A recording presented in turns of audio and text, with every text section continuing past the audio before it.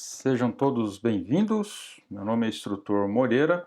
Serei o facilitador, de vocês nesse treinamento, de familiarização line base das aeronaves Beechcraft Super King Air série 200, 300 e 350. Tá? Já no início, ficam os contatos, e-mail, principalmente o telefone, que também é o WhatsApp.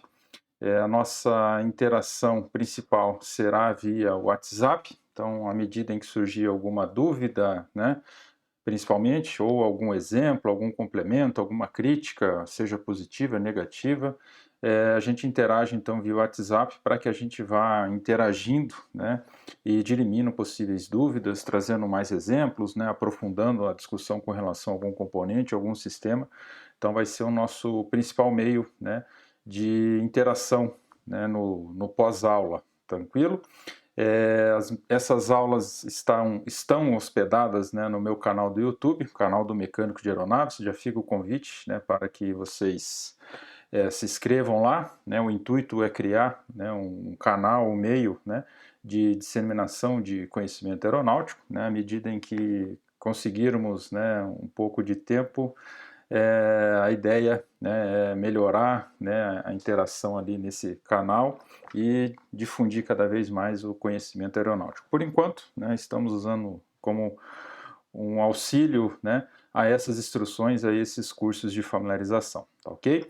Então, de antemão, muito obrigado pela confiança e pela participação de cada um de vocês. Contem comigo, tá? Minha principal missão aqui é ser o facilitador, então transmitir a vocês, todas as informações, e à medida que forem surgindo, alguma dúvida, algum complemento, a gente vai interagindo, conversando, para que a gente consiga, ao final do curso, estarmos familiarizados, com todos os componentes e sistemas dessas aeronaves, tranquilo? Então, nessa nossa primeira aula, a gente vai tratar do sistema de generalidades. Ele é um sistema mais abrangente no sentido de abordar vários tópicos, mas, desculpa,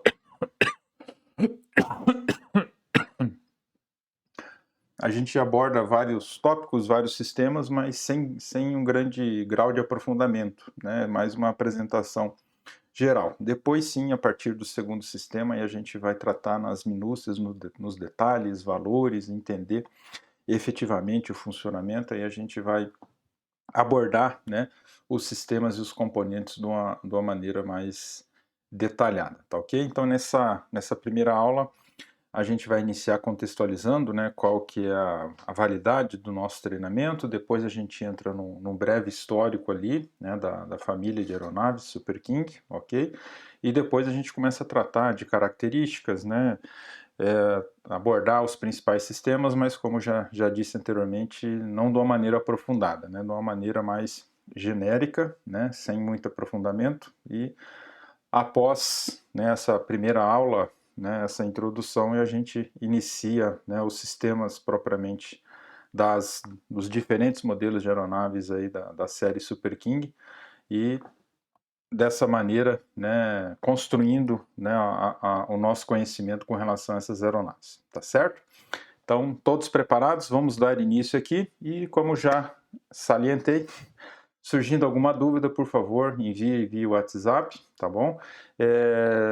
Caso não se sintam muito confortável, até prefiro que a dúvida, todas as dúvidas sejam feitas no grupo, tá?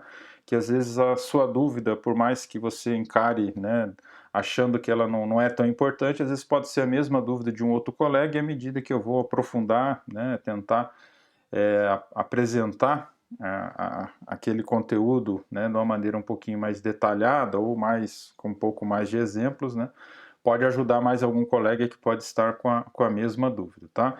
Então, preferencialmente no grupo, mas caso seja uma dúvida muito pontual, específica, e não se sinta confortável em colocar no grupo, tá? Pode me acionar ali também no privado, assim que eu tiver a primeira oportunidade, vou dar uma olhada, e assim que possível já trago a resposta ali também. Tranquilo? Então, todos prontos? Vamos dar início então ao nosso treinamento. Vamos lá. Então, dentro dessa contextualização, pegando aqui um extrato resumido, né, do que trata a borda ATA 104, né, que é um documento da International Air Transport Association, né, então a Associação de Transporte das Companhias Aéreas, né, e dentro dessa ATA 104, então é abordado, dentre alguns outros fatores, mas principalmente abordado os treinamentos para manutenção. Então, na ATA 104, os treinamentos para manutenção são divididos em 5 níveis, tá? Familiarização geral, né, que basicamente todos os envolvidos com o ambiente de hangar, não necessariamente, né, só a manutenção, mas todos os setores, inclusive os administrativos, tem que ter essa familiarização geral, que é bastante superficial, apenas uma apresentação de regras, né? Um conhecimento básico ali sobre o ambiente de manutenção, não especificamente sobre os equipamentos e sistemas da aeronave. Tá ok? Um curso nível 2 já é o Ramp Trans, então para aquele atendimento de pista, tá? Ele não habilita, né, o profissional a executar todas as tarefas de manutenção, é apenas aquele atendimento, a liberação da aeronave em pista, então não envolve nenhum tipo de manutenção dentro de hangar.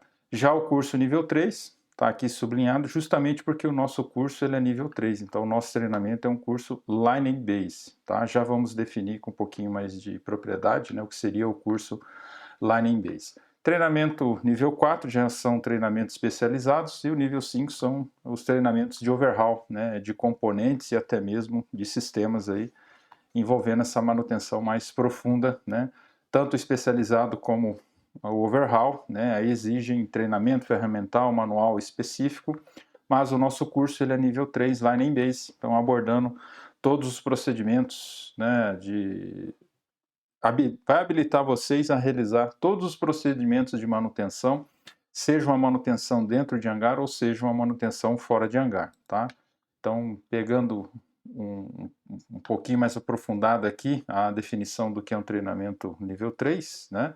De acordo com a ATA 104, esse nível de treinamento, então, ele prevê uma descrição detalhada do equipamento ou do sistema, a operação, localização, remoção, instalação de equipamentos com autotestes e procedimentos de pesquisa e correção de panes usando os manuais de manutenção, obviamente, né? Todo o pessoal associado com a manutenção, seja uma manutenção de nível linha ou de nível base, tem que ter esse treinamento para poder estar executando qualquer atividade de manutenção, seja o auxiliar, seja o mecânico, seja o inspetor, seja o RT. Então, toda a mão de obra, todo o pessoal envolvido diretamente com a manutenção, ou de alguma maneira indireta, né, tem que ter esse treinamento para poder atuar efetivamente na manutenção do respectivo equipamento. Tranquilo?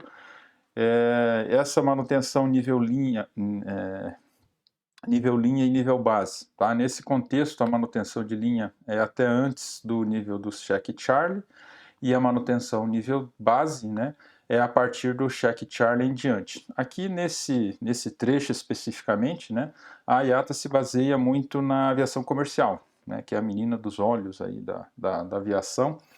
E essa aviação comercial, né, não necessariamente apenas a aviação de grande porte, mas de uma maneira bastante expressiva, né, representada pela aviação comercial, essa manutenção dessas aeronaves de grande porte, né, normalmente os fabricantes dividem em check Alpha, Bravo, Charlie, Delta, Echo, Fox, né, e normalmente não vai muito além do Fox, não, mas podem existir até mais níveis, né, mais cartões, mais níveis de manutenção, vai depender da definição do fabricante, né, de acordo com o seu equipamento, ok?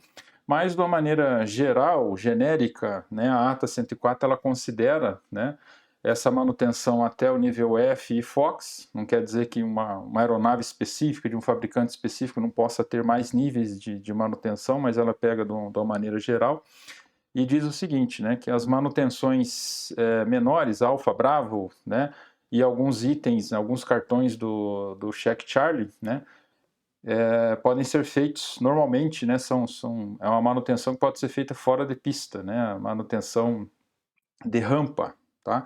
E incluindo alguns cartões do check Charlie em diante, aí já seria aquela manutenção mais pesada, né, mais aprofundada, que requer mais desmontagem, mais equipamentos de apoio, mais ferramental, né, então seria a manutenção mais não sei se profunda seria o termo adequado, né, mas uma manutenção que já requer, né, uma preparação, um cuidado maior, um tempo, né, maior para a preparação e efetivamente para a execução dessa manutenção, tá? Então, independente, né, qual cartão será realizado, Alfa, Bravo, Charlie, Delta, Echo, enfim, com o curso nível 3, Line Base, né, o mecânico, né, obviamente com sua habilitação também válida perante, né, no nosso caso, a ANAC, tá? Ele pode executar qualquer atividade de manutenção, seja ela nível base, seja ela nível linha, ele pode executar qualquer nível de manutenção a partir desse treinamento, ok? Desde que, né, as suas respectivas habilitações estejam válidas, né, para atuar no motor, a sua habilitação GMP e, obviamente, para atuar nos sistemas, na célula, né, com a sua habilitação célula também válida, assim como, né, para atuar na parte de aviônicos, elétrica, enfim, também a sua habilitação válida. Tranquilo? Não só o mecânico, mas a empresa também, com suas respectivas homologações, manuais atualizados, ferramentas especiais, caso, né, necessitem de aferição, também devem estar, né, dentro do prazo de validade, tá? Mas um dos itens, né, necessários, né, para que a empresa e os profissionais trabalhem, né, dentro da regulamentação é o treinamento, né, nível 3 lá na Embase, para que o mecânico, né, possa executar então suas atividades de manutenção, seja ele na função como auxiliar, seja ele o mecânico responsável pelo procedimento, seja ele o inspetor responsável pelo procedimento aí em questão. Tranquilo? Então, embasados, né, no que rege então a ata 104, né, sabendo que o nosso treinamento então é nível 3, vamos passar a tratar então dos sistemas, dos componentes, né, entender, conhecer a aeronave, que é o objetivo, o foco do nosso curso, para que a partir desse conhecimento, né, os senhores possam executar as atividades de manutenção com mais segurança, com mais propriedade, uma vez que os senhores já têm um conhecimento prévio, né, um bom embasamento, né, pelo menos teórico, né, para poder desempenhar as atividades práticas de manutenção de vocês. Fechou? Então, dentro do proposto, né, nos dias subsequentes aí a gente vai abordar então todos esses sistemas da aeronave, tá? Alguns, né, com um pouco mais de conteúdo, outros um pouco menos, mas de uma maneira geral todos os sistemas, né, serão abordados com bastante propriedade e detalhamento para que os senhores alcancem esse conhecimento, né, necessário, né, para que o nosso curso aí seja considerado um nível 3 Line Embase, ok? Então, iniciando as generalidades, né, como eu disse anteriormente, a gente vai falar um pouquinho de histórico, né, da aeronave, para a partir daí a gente começar a tratar dos sistemas, né, dos componentes propriamente das aeronaves, tá ok? Então, essas aeronaves King Air, elas evoluíram a partir, né, da década de 60, então o projeto, né, iniciou-se ali na década de 60, é uma aeronave bimotora, inicialmente a ordem aqui não sei se ficou exatamente como eu esperava, mas vamos lá, né? As aeronaves King Air evoluíram a partir da aeronave Queen Air, tá? Que era uma aeronave bimotora, né? Porém, essa aqui é o Queen Air, né? A rainha do ar aí, fabricante Beech Aircraft, né? Uma aeronave que foi bastante aceita, né, pelo mercado da aviação geral, e essa aeronave era equipada então com motores a pistão, tranquilo?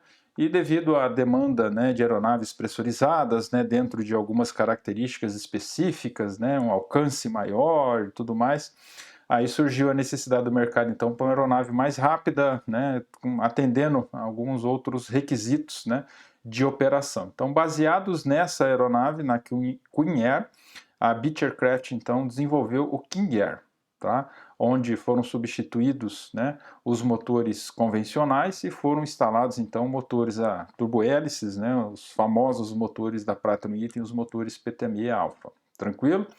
E até hoje, né, as várias versões, né, de aeronaves aí da série King Air, tanto a série C90, A90, né, as aeronaves com empenagem convencional, assim como a Queen Air, ou a série Super King, né, onde a gente tem algumas das principais diferenças, né, em penagem em T, que tipifica e caracteriza aí a família de aeronaves Super King, tá ok? Então, baseados no projeto da aeronave Queen Air, a Beech Aircraft então desenvolveu as aeronaves King Air, tá certo? E o desenvolvimento então dessa família de aeronaves King Air surgiu ali no início da década de 60, tá?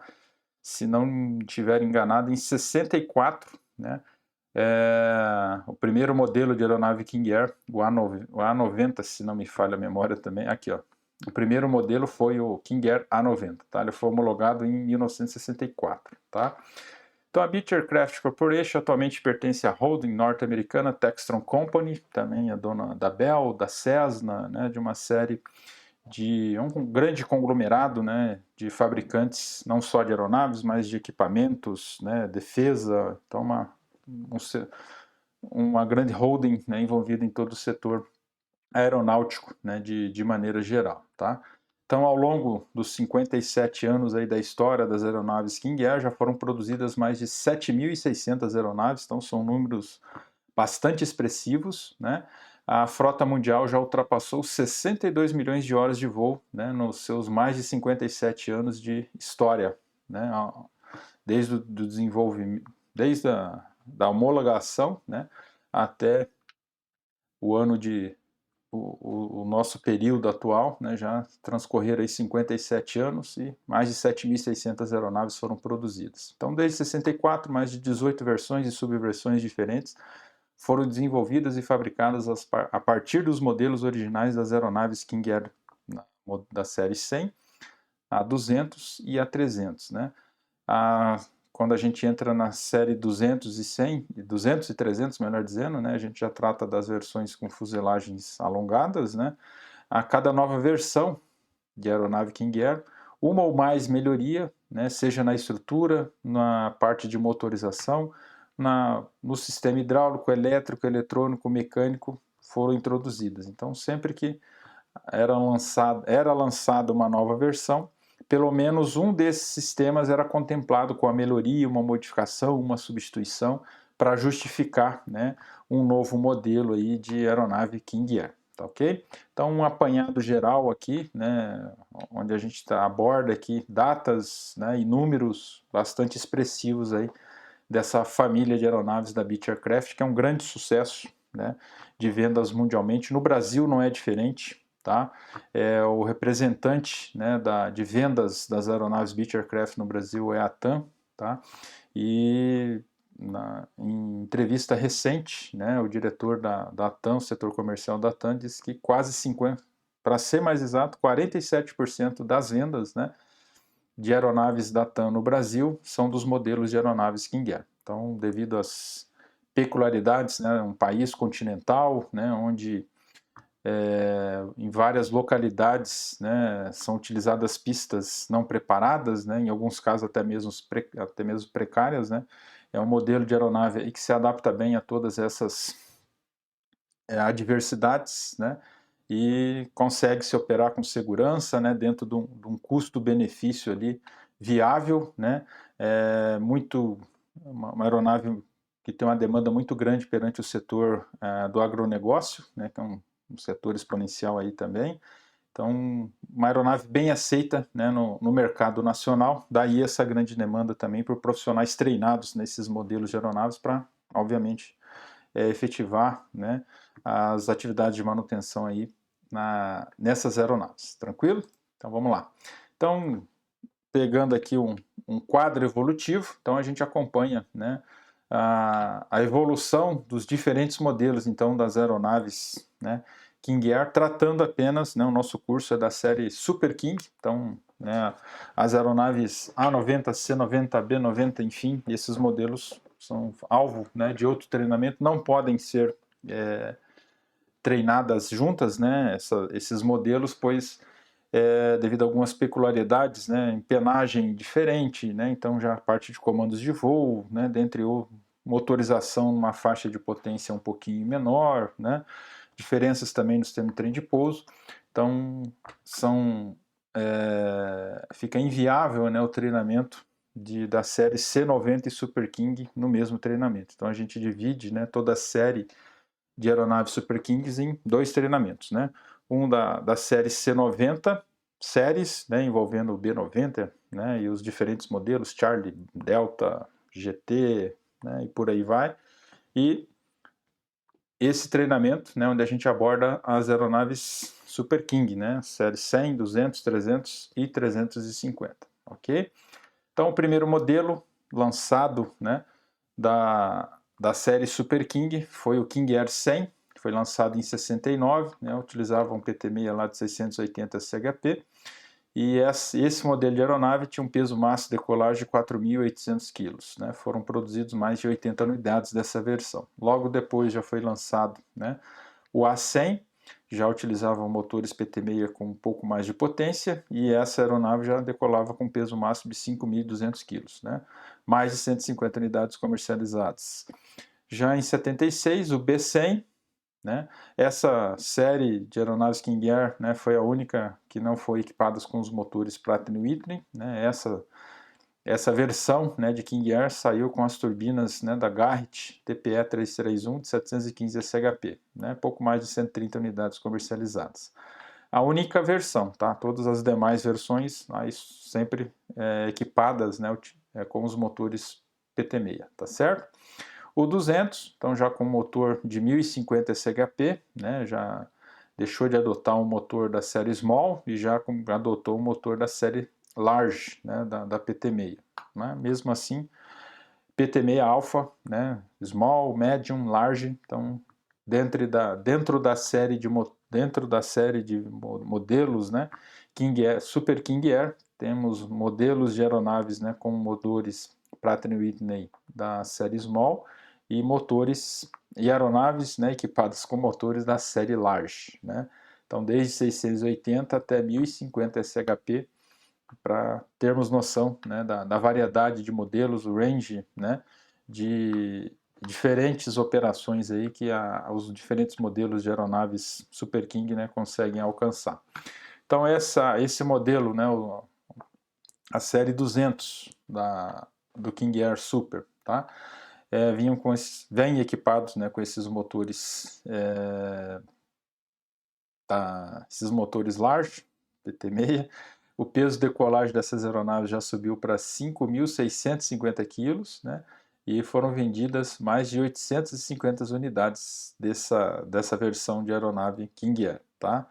O A200 é uma versão militar, o B200 já é uma variante bastante encontrada no Brasil, então utilizando um motor PT-6, né, de 850 SHP, já equipado, né, com o sistema EFIS, a partir de 95, foram comercializadas mais de 1.150, produzidas, né, mais de 1.150 unidades. Então, um dos modelos, né, mais vendidos aí da série Super King foi justamente o B200, inclusive, né, um modelo bastante encontrado aqui no Brasil, nas diferentes regiões aí.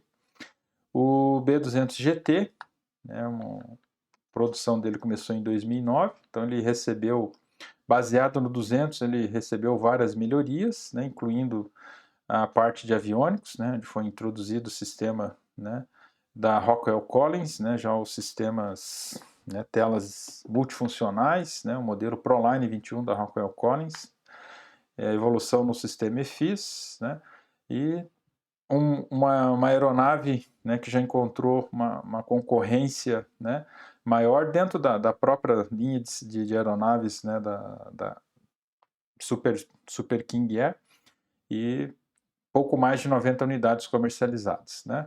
O 250, aí tivemos mudanças nas hélices, a introdução dos inglets, né, de material composto. Aí a gente entra na série 300, né, que começou a ser comercializado a partir de 83, né, usando também os motores de 1050 SHP, peso máximo de decolagem 6.300 kg. Então a gente vê um grande acréscimo, né, na carga operacional, na disponibilidade da aeronave, né. A própria construção, né, já começou a utilizar material composto, tá? O B300 também, como Super King Air 350, fuselagem 1 metro mais comprida, peso massa decolar 6.750 quilos. Né? Ainda está em comercialização, por isso que não tem o número de unidades comercializadas. Né? O 350i, né, uma versão atual, várias melhorias, incluindo a iluminação em LED de cabine, tomadas, né, para recarga de dispositivos móveis, as entradas USB, várias peças e componentes de material composto para reduzir o peso total do conjunto. A ER, versão de longo alcance, aumentando o peso massa de decolagem de 6.750 para 7.430. Né, então, uma evolução bastante grande aqui. Mais de 42 unidades comercializadas. A ERI, versão atual, também longa e também com alcance aumentado, basicamente a melhoria no sistema de aviônicos, né? Então já adota lá o sistema Proline Fusion, né, da Collins, no conjunto painel ali, no conceito Glass Cockpit ali, na cabine da aeronave, ok? Então nesse breve histórico aqui, né, mais de 2.976 aeronaves, sem considerar as vendas da série 350, né, do 350i, e obviamente aqui também não estão incluídos as versões da série 90, também King Air, né, para totalizar lá as mais de 7.600 unidades, tranquilo? Então, um breve quadro evolutivo aqui, né, onde trouxe algumas características, né, das diferentes versões, como a gente falou, são mais de 200 modelos, 18 modelos, melhor dizendo, desculpa, né? Porém, nesses 18 modelos, considera também a série de aeronaves 90, né, do King Air e o alvo aqui do nosso treinamento, que são as aeronaves Super King Air. Fechou? Mais recentemente,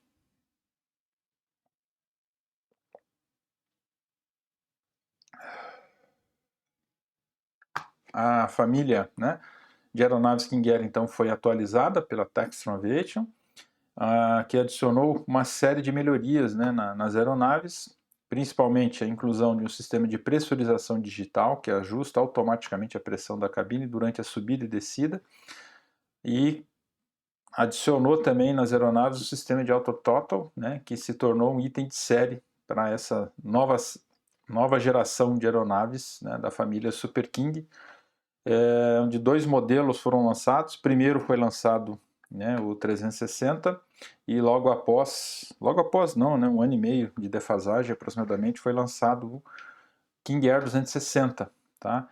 Onde foi incorporado, né, como item de série o autothrottle e também o sistema de pressurização digital, ok? Foi substituído também o sistema de radar meteorológico, então um sistema de radar meteorológico mais atualizado também da Collins, tá? Então são as principais mudanças, né, do modelo 250 em relação às demais aeronaves da série 200, né, da família de aeronaves Super King Air, tá ok?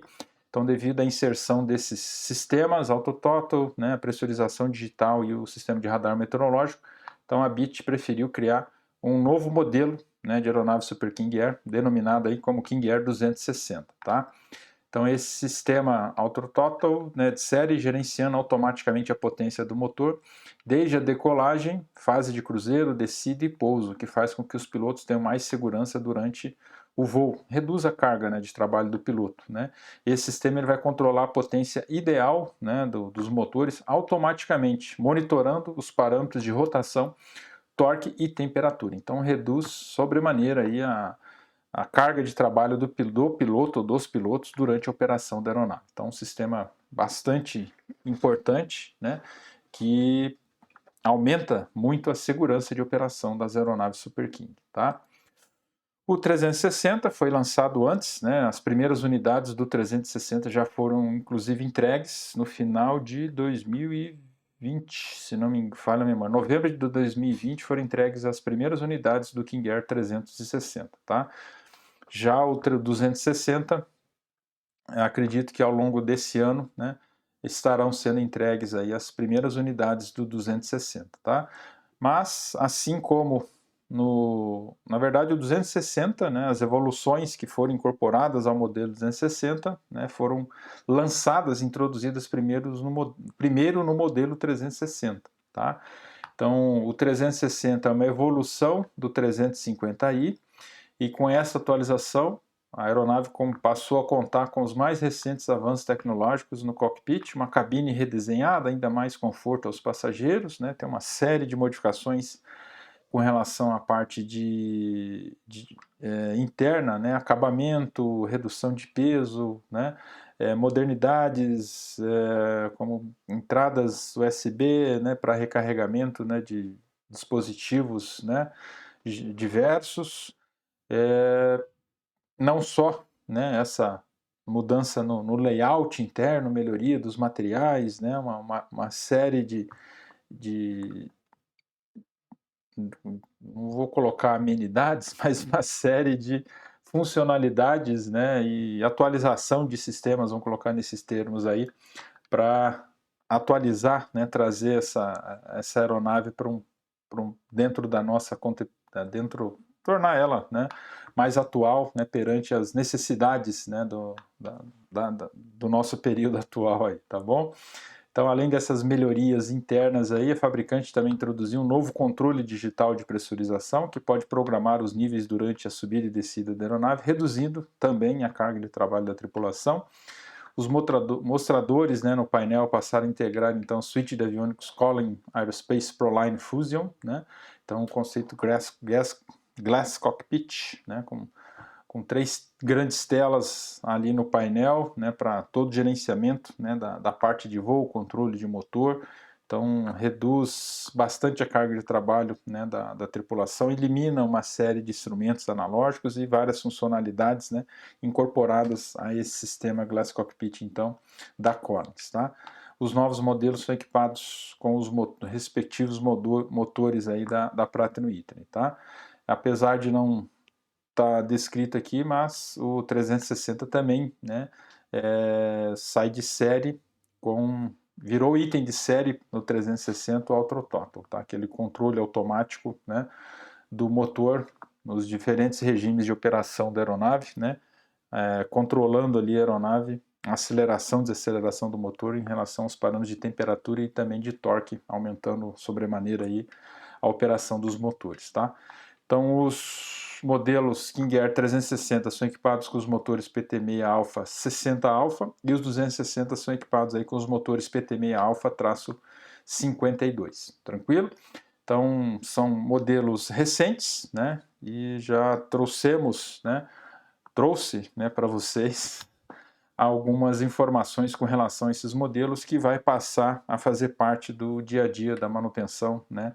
Acredito que muito em breve os senhores já estarão se deparando com esses modelos de aeronaves, né, para realizar os procedimentos de manutenção e exceto esses sistemas que foram incorporados, né, nesses modelos que vão requerer em alguns casos, né, alguns treinamentos específicos, mas no geral, né, a manutenção, né, nos demais sistemas da aeronave, os senhores podem fazer também tranquilamente. Fechou? Então, passada essa introdução de histórico, contextualização do treinamento, então vamos passar a tratar das características, propriedades aí das diferentes modelos de aeronaves Super King Air. Então a gente já viu ali que a gente trabalha com a série, né, de aeronaves King Air 200, 300 e a 350. Agora, né, recém-lançado aí também o modelo 360. Acredito, né, que esse modelo continuará evoluindo, terão mais versões do modelo 360, né? Daí a necessidade também da constante atualização, os cursos de refreshment, né, onde a gente vai abordando, né, essas inovações, esses sistemas que vão sendo incorporados nos diferentes modelos da aeronave. Não dá para fazer um treinamento e o resto da vida, né, continuar trabalhando sem passarmos por uma atualização. Então a gente, desde o início da nossa formação, a gente já tem essa consciência, né, que a nossa profissão exige essa constante atualização a cada novo modelo que é lançado, né, de tempos em tempos aí a gente tem que nos fazermos, né, um refreshment ali, uma recapitulação, né, um treinamento para acompanhar essas evoluções, pequenas modificações e até mesmo sistemas, né, que vão ser incorporados nos modelos de aeronaves, né? Não dá para ficar parado no tempo aí, a gente tem que estar constantemente se atualizando para fazermos frente nessas tecnologias e evoluções, né, que os fabricantes vão incorporando, né, nos modelos de aeronaves, tá bom? Então, série 200, 350 são aeronaves de alto desempenho. O que caracteriza, né, essa série de aeronaves King Air é a cauda em T, uma das principais características dessas aeronaves, né? São aeronaves pressurizadas, contam com 2 motores turbohélice, foram projetadas e equipadas para voo em condições de instrumento, diurno, noturno, condições, inclusive podem ser operadas, né, em condições de formação de gelo conhecida, desde que, obviamente, a aeronave atenda a todos os requisitos ali para poder operar nessa condição conhecida de gelo, né, ter todos os sistemas instalados, todos eles funcionando, inclusive com a, a formação de gelo conhecida, né, seja em rota ou no aeródromo de operação, enfim, a aeronave pode ser operada mesmo nessas condições aí. Então, o seu projeto é uma combinação de uma estrutura altamente eficiente, né? Então, quando a gente fala na estrutura de aeronaves, Beech Aircraft é uma referência, né, padrão de construção, tá? Então, um dos pontos fortes, né, dessas aeronaves da Beech Aircraft é justamente o padrão de construção estrutural das aeronaves, bastante reforçado, né, bastante conhecido por isso, né?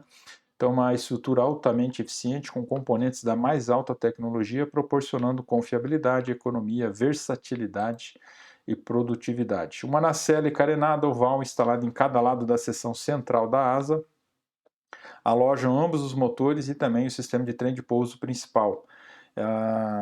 Esse conceito, né, otimiza a distância das hélices do solo, minimizando o ruído interno na cabine e permitindo o mínimo de arrasto provocado pelos motores que são montados / instalados aí na seção das asas, tá? Então, os motores são instalados, né, numa posição intermediária ali em relação, né, à parte média da asa e otimizando, né, inclusive a distância da ponta das hélices em relação ao solo, né, o que permite a operação da aeronave em locais não preparados, né, e todo o formato aerodinâmico, enfim, reduz arrasto, né, cria uma série de características aí da operação da aeronave.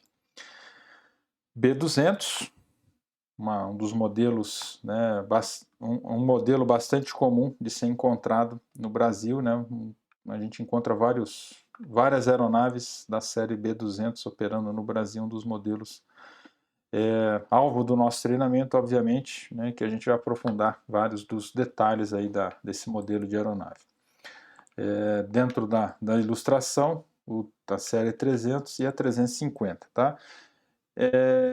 Estruturalmente, né, não temos grandes diferenças entre a série 200 e 300, é basicamente motorização, né, mais a parte de aviônicos, enfim, mas quando comparamos, né, as dimensões das aeronaves da série 200 e da série 300, tá, não temos diferenças, né, no comprimento, na altura, na envergadura, tá?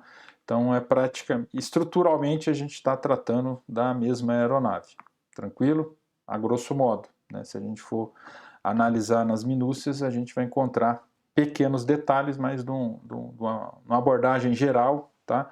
A gente quase, né, pode afirmar que as aeronaves, pelo menos estruturalmente, elas são idênticas, tá? Pelo menos em relação a comprimento, envergadura, altura, a gente vai perceber que essas aeronaves têm as mesmas dimensões, tá?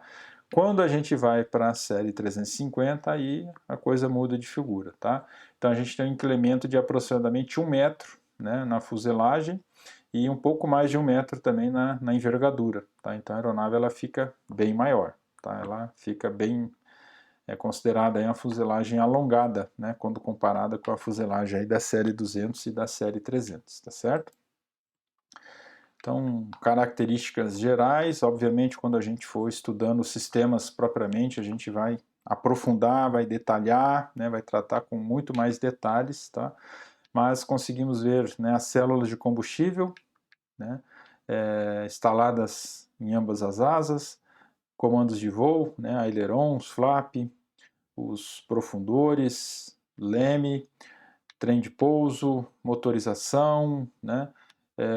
Equipamentos internos, mobiliários, configuração de assentos, né? Então tudo isso aí a gente vai aprofundando. Então a série 200 e série 300, né? A gente não consegue perceber grandes diferenças entre as duas séries de aeronaves, né? Então B200 e a 300, mesmo o número de janelas, né?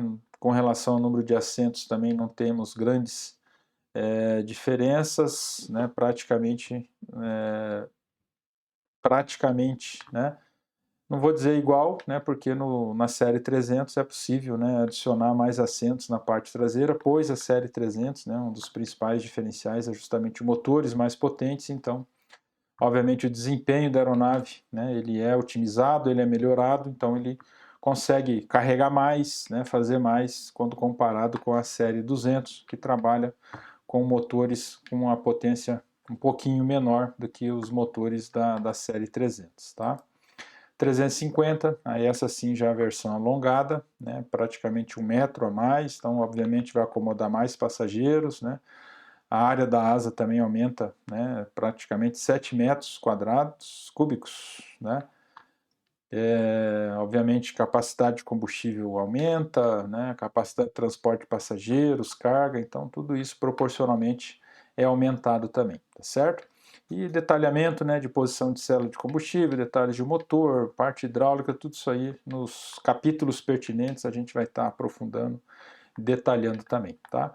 Uma diferença, pelo menos inicialmente, né, só a série 350, né, vinha equipada com os inglets, né, em pontas de asa. Hoje já temos, né, aeronaves da série 200, né, a 250, que já vem com inglets também. Já acabou de ver lá que o 260 também já vem com inglets, o 360, né, então hoje temos uma variedade de aeronaves, modelos, né, mais modelos da série Super King equipadas aí com os inglets, né, até meados, né, dos anos 2000 ali, só o 350 que tinha os inglets em ponta de asa. Hoje temos mais modelos na família de aeronaves, até nas aeronaves, né, C90, né, os irmãos menores aí do Super Kings também já temos modelos lá que são equipados também com inglets. Inglets esses que foram desenvolvidos pela NASA, né, então toda a parte de ensaios, né, para requisitos aerodinâmicos aí foi todo desenvolvidos, né, tudo isso foi desenvolvido pela NASA, em parceria aí com a Beech Aircraft, ok? Então a estrutura, né, dessas aeronaves, elas são todas metálicas, com asas cantilever, né, asa cantilever, né, não precisa de montantes para sua sustentação, então elas são interconectadas diretamente com a fuselagem, né, não necessita de montantes para auxiliar na sustentação dessas asas. O que tipifica, né, os modelos de aeronave Super King é justamente a empenagem em T, diferente da convencional, né, empenagem de formato convencional, onde o estabilizador horizontal, né, fica na parte inferior e o leme sobre, né, o estabilizador horizontal. Na empenagem em T inverte, né, então o estabilizador horizontal ele vem sobre o estabilizador vertical, né, lembrando ali o formato da letra T. Então a empenagem em T, diferente da empenagem convencional que é empregada, né, nos modelos antecessores ali da família Super King, que são as aeronaves C90, né.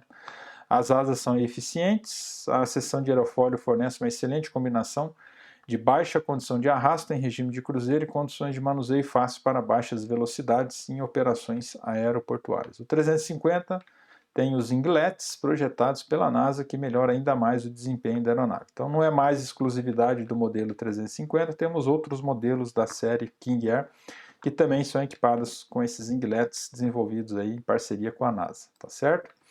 A distinta cauda em T nos Beech Aircraft Super King Air foram concebidas para proporcionar uma melhor aerodinâmica, controles de voos mais leves e uma vasta gama de combinação de centro de gravidade. Testes de túnel de vento, extensos testes de voo e a experiência de milhares de pilotos corporativos confirmaram que a combinação da cauda em T reta fornecem excelentes características de controle em todos os regimes de voo, né? Então, a empenagem convencional, onde o estabilizador horizontal fica na base do estabilizador vertical, ela sofre influência, né, dos gases de escapamento e também do fluxo de ar, né, que acabou sendo tracionado pela hélice, né? Então toda essa massa de ar empurrada mais os gases de escapamento acabam criando algumas tendências, né, no estabilizador horizontal, obviamente dentro do projeto da aeronave, né, as famílias de aeronaves C-90, né, tem todos os sistemas necessários para compensar, né, essas tendências, né, mas comprovadamente a família Super King, né, que já nasceram, né, com a cauda em T, obviamente o estabilizador horizontal ele não fica sujeito mais a esse fluxo de ar que passou pela hélice, nem tampouco pelo fluxo de gases, né, de escapamento, então a operação da aeronave ela é mais lisa, né, os pilotos gostam de usar esse termo aí, né, o voo da aeronave é mais liso, não sofre tantas interferências, né, já a empenagem convencional sente-se, né, um pouquinho de vibração, até mesmo um pouquinho de turbulência ali devido à incidência, né, do fluxo de ar que passou pelas hélices e também dos gases de escapamento ao passar em torno do estabilizador horizontal. Então essa empenagem em T livra, né, o estabilizador horizontal da incidência desse fluxo de ar e de gases, né, o que torna a operação da aeronave mais lisa, mais homogênea, mais segura, né, por conseguinte, ok? Então, bastante elogiado essa característica das aeronaves Super King, né, com a empenagem aí em formato de T. Fechou?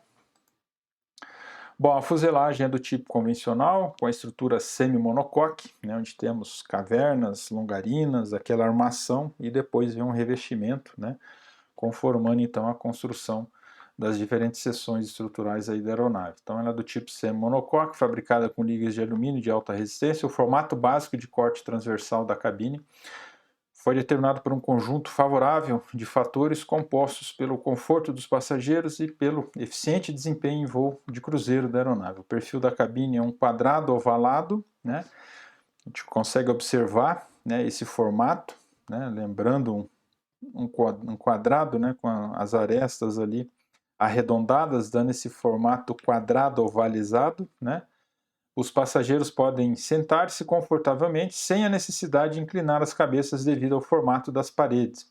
O piso é plano, de uma extremidade à outra, de modo a facilitar a entrada e a saída dos passageiros da cabine. Então, piso praticamente plano, né, que facilita bastante, né, o trânsito, né, no interior da aeronave. Então, a gente tem como característica das aeronaves King Air uma porta de entrada na parte traseira, né, na lateral esquerda da aeronave. Então, uma vez acessando, né, a porta de embarque / desembarque, o trânsito, né, por dentro da aeronave é bastante tranquilo, pois temos um piso praticamente plano, né, o que torna também bastante versátil, né, a reconfiguração da aeronave para transportar carga, transportar passageiro. Uma outra utilização dessas aeronaves que vem crescendo muito, que é o transporte aeromédico, então dá para rapidamente configurar, depende do kit, obviamente, alguns são mais simples, outros são um pouco mais complexos, né? Mas ela permite essa reconfiguração, uma aeronave, né, que estava sendo utilizada para transporte de carga, né, obviamente depois de preparada, pode ser utilizada para transporte de pacientes, né, ou reconfigurada para transporte de passageiros aí, de acordo com a necessidade de operação, obviamente, tá certo? Vamos lá. Então aqui ilustrando essas características de construção das aeronaves.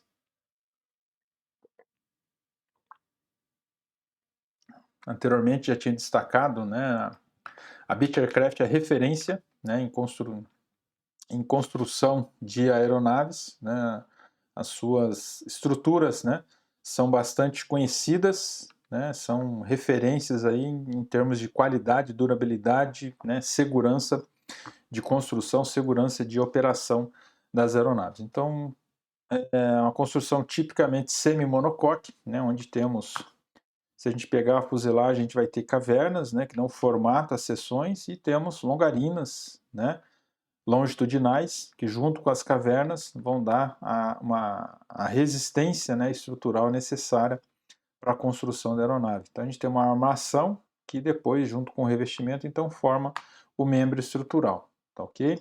O mesmo conceito de semi-monocoque é utilizado na empenagem, também é utilizado nas asas, né, onde temos duas longarinas principais, uma dianteira e uma traseira, e diversas nervuras, né, de formato assimétrico interconectando as duas longarinas, né, então dando o formato e também dando suporte estrutural necessário para a construção das asas, que são interconectadas com a fuselagem nas raízes, né, nas suas raízes, na parte inferior ali da fuselagem. Então, bem, né, vendo essa figura, né, um pouco mais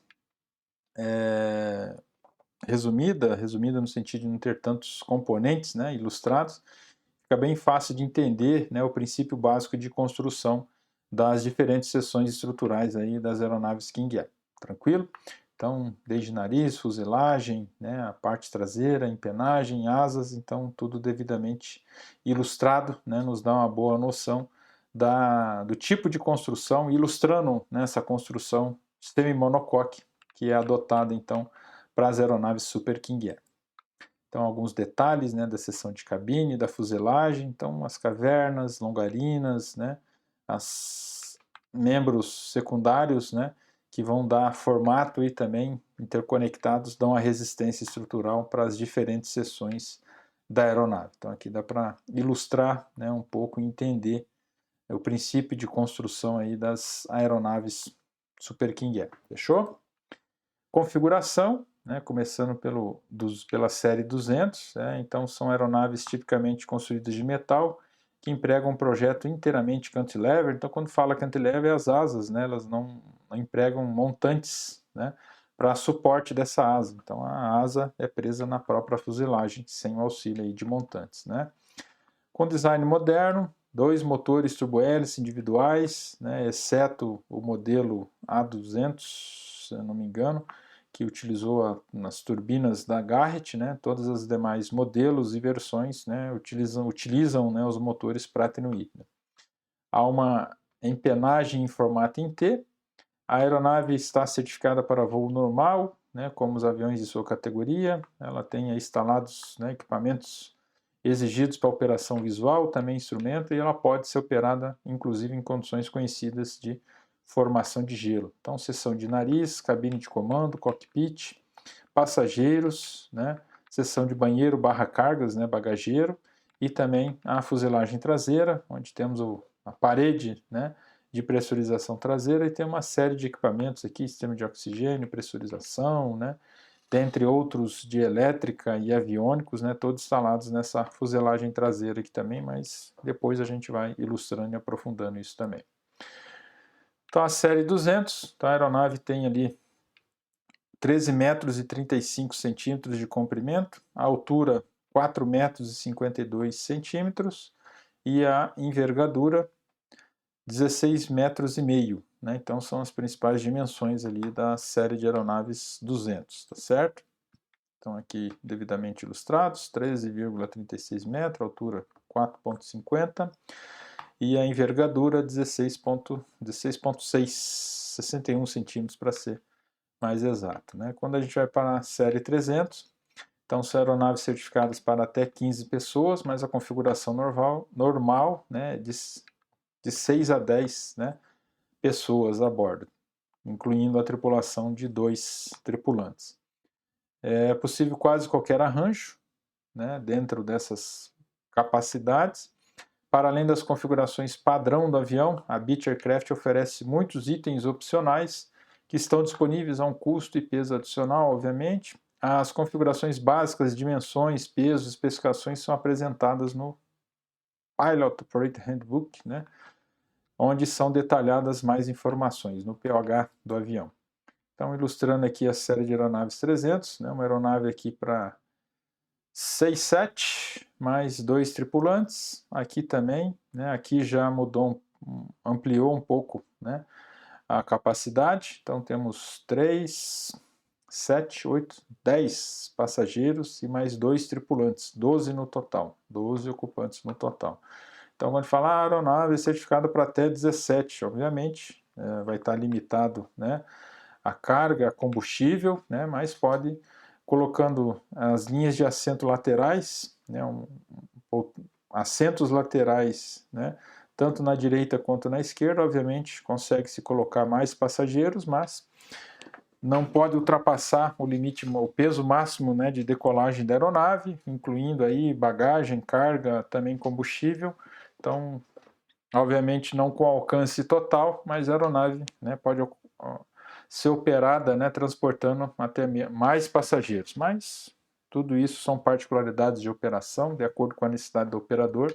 Ele vai configurar, né, se a sua operação requer, né, que transporte o máximo possível de passageiros, né, em pernas, né, não tão longas. Então, obviamente, o operador vai instalar esses assentos laterais nas duas fileiras, né, internas da aeronave, e vai priorizar transportar mais passageiros, né. Se já é um transporte mais executivo, né, que não demanda tanta quantidade, né, de passageiros, então é limitado ali 5, 6, né, ou até menos passageiros. Aí já temos configurações mais específicas, né, aí é possível a instalação e utilização, principalmente, né, das mesas, né, poltronas, né, tem de diferentes modelos também, né, alguns priorizando mais conforto, né, virando verdadeiras poltronas, né, com mais comandos ali, enfim. Então, quem vai ditar, obviamente, é a necessidade de operação, né, qual tipo, né, de configuração será utilizada na respectiva aeronave, tá ok?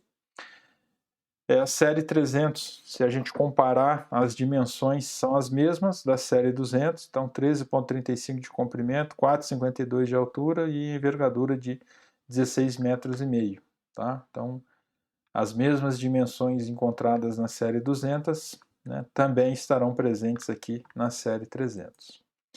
Quando a gente vai para 350, aí muda, né? Então, o Super King 350, eles são certificados para até 17, porém, né, a configuração fica entre 9 e 11 pessoas, né, e quase qualquer arranjo é possível, né, dentro dessas possibilidades. Então, uma configuração bastante convencional, né, onde temos aqui, ó, 3, 6, 7, 8, 9, 10, 11, 12 passageiros aqui, mais 2 tripulantes, né? Então, uma configuração bastante otimizada, né? Muito comum, né? O sanitário aqui, né, pode ser utilizado, né? Tem uma cortina que dá um pouco de privacidade ali, enfim. Mas temos um sanitário, né, com coleta química ali, e acima desse sanitário, né, é facilmente adaptado mais uma poltrona, então dá para levar mais um passageiro, né, nessa posição aqui. Caso seja necessário, também pode ser utilizado como assento, tá? E temos essas duas poltronas, né, que podem ser adicionadas aqui nesse compartimento, né, que é considerado ali bagageiro, barra banheiro, enfim. Também dá para adaptar mais 2 assentos ali e levar mais 2 passageiros na parte traseira ali da aeronave, ok? Já no 350, aí a gente já vai para um comprimento de 14,22 metros, né, quase 1 metro a mais do que o 200 e 300. A altura é a mesma, a envergadura também aumenta aproximadamente um pouco mais de 1 metro, né, de incremento também na envergadura, tá? A área de asa muda, obviamente, então é uma aeronave de porte maior aí, a série 350, tá bom? Bom, a parte de embarque e desembarque da aeronave, também portas de emergência.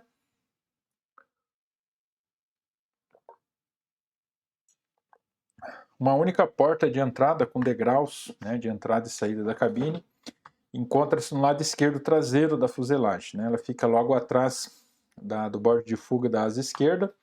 Essa porta ela se abre para baixo, fixado pela parte de baixo ali, né, por uma dobradiça tipo piano ali. Dois dos quatro degraus são móveis e automaticamente se retrai em direção à porta na posição fechada. Uma plataforma de recolhimento automático se estende automaticamente quando a porta é aberta, proporcionando uma proteção ali no selo da porta, né, que é de borracha, para pressurização, vedação ali na parte de pressurização. Vamos falar também do sistema de pressurização, teremos o capítulo, né, específico. Um amortecedor hidráulico permite que a porta desça gradualmente durante a abertura. É importante que não mais do que uma pessoa esteja no degrau da porta ao mesmo tempo, pois um peso excessivo pode causar dano estrutural a essa porta, tá ok? Então, porta fechada, né, a gente vê ali o mecanismo de abertura e fechamento. Temos tirantes ali, né, que facilitar o embarque e desembarque, 4 degraus, sendo que os 2 internos aqui são móveis, né, e o primeiro e o último já são fixos. Tem um amortecedor hidráulico que freia a descida, né, para a porta não descer de uma vez, não tem impactos, né, então ela é presa por uma dobradiça na base aqui da estrutura da porta, então esses impactos, obviamente, causariam danos, né, nesse ponto de fixação. Mesmo com esse amortecedor, né, dependendo da maneira como é utilizado, operado aí, a gente tem uma certa incidência de trincas, né, alguns problemas nessa região, que ela é bastante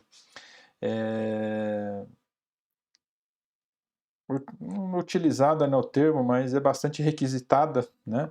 Então, principalmente quando o amortecedor perde um pouco da eficiência, aí a gente tem uma operação mais brusca, né, de abertura, principalmente a abertura da porta, né, gerando um pouco mais de impactos, aí a gente começa a observar, então, problemas, né, na fixação da porta. Então, o menor sinal de problemas com a porta, então, antes disso, a gente já deveria ter, né, se preocupado com a manutenção do amortecedor, né, de abertura de porta e com a sua manutenção ou substituição. Então, o segredo, né, para não termos danos, né, na fixação da porta em relação à fuselagem da aeronave aqui é justamente a atuação efetiva e eficiente do amortecedor hidráulico que reduz, né, a velocidade de abertura dessa porta aí, tá bom? A porta de saída de emergência, ela fica localizada na cabine, normalmente no lado direito. Quando a gente pega umas aeronaves mais antigas, né, a gente pode encontrar aeronaves que tenham saída de emergência do lado esquerdo, tá? É possível, né, na aquisição do modelo, na configuração, solicitar para o fabricante, pode ser uma requisito específico de uma operação de um determinado país ou para um determinado tipo de operação, né? Seja necessário a saída de emergência de ambos os lados, é possível adquirir a aeronave com essa saída de emergência dos dois lados, tá? Mas na versão standard, atualmente, essa saída de emergência ela vai estar disponível na lateral direita da aeronave, tranquilo? Mas não é regra, no curso eu aprendi que a saída de emergência é do lado direito. Eu estou vendo uma aeronave aqui, Super King, que a saída de emergência está do lado esquerdo, tá? Tranquilamente vocês vão encontrar aeronaves que tenham a saída de emergência do lado esquerdo também. Normalmente, na maioria das aeronaves, né, essa saída de emergência fica na lateral direita. Inclusive, tem aeronaves que têm a saída dos dois lados, tá ok? Então, uma placa na janela dá a informação, né, para ter acesso ao mecanismo de liberação dessa janela, nessa saída de emergência.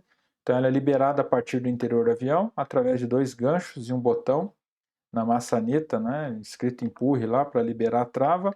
Uma placa na cobertura de saída de emergência lista a informação necessária para a sua abertura. Uma trava de pressão previne que a porta seja aberta quando a cabine está pressurizada. Então aqui são as informações que a gente vai encontrar no POH. Então, inclusive nessa aeronave aqui do POH, ó, saída de emergência do lado esquerdo, tá?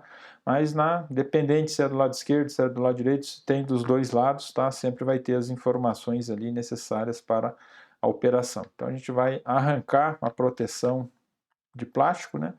Removendo então essa proteção, a gente tem acesso ao mecanismo de liberação. A gente vai ilustrar um pouquinho mais à frente aqui, na sequência dos slides, a gente vai ilustrar um pouco mais isso aí.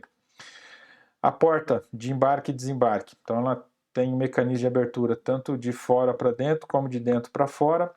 Aqui a gente está vendo o interno, né? Inside, tá?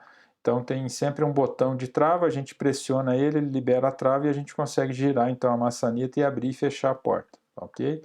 Na parte externa da mesma maneira tem um botão, né, de liberação da trava, liberou a trava, a gente consegue manusear a maçaneta para abrir ou para fechar a porta. Os dois mecanismos internos e externos, eles são interconectados, tá ok? E por dentro também a gente consegue verificar se a porta está efetivamente travada. A gente vai ver que o pino ele se encaixa, né, numa placa vermelha aqui, e visualmente a gente consegue fazer aqui o adesivo, né, que dá as informações, as instruções para verificar se a porta está travada, mas aqui a gente tem uma capa de acrílico, né, inclusive tem iluminação, tem um botão, né, que a gente pressiona aqui do lado, acende uma luz, caso, né, seja necessário uma iluminação mais eficiente para a gente visualmente conseguir enxergar se o pino está engrasado na trava. Essa trava ela é pintada na cor vermelha e o pino, então, a gente consegue facilmente identificar se o pino está travado, né, no mecanismo de travamento da porta ali. A gente consegue fazer essa inspeção visual, né, pela parte de dentro ali da aeronave. Fechou? Então, o mecanismo de trava da porta é operado por duas maçanetas colocadas verticalmente, uma instalada do lado de dentro, né, e a outra pelo lado de fora da porta. As maçanetas interior e exterior são interligadas mecanicamente, tá? Então aqui a gente vê os degraus, né, o primeiro degrau, os outros dois, né, eles são articulados, então eles ficam rebatidos e dão acesso então para o mecanismo de abertura e fechamento. Então, para liberar a trava da porta, a gente pressiona esse botão, gira a maçaneta, levantando esse degrau a gente consegue ter acesso àquela inspeção do travamento da porta. Na lateral também tem 4 pontos onde a gente consegue fazer uma verificação, né, para certificar que os pinos estão, né, encaixados na posição de travamento, tá? Já aproveitando a ilustração, né, aquela versatilidade de configuração interna, então assentos laterais, assentos simples, né?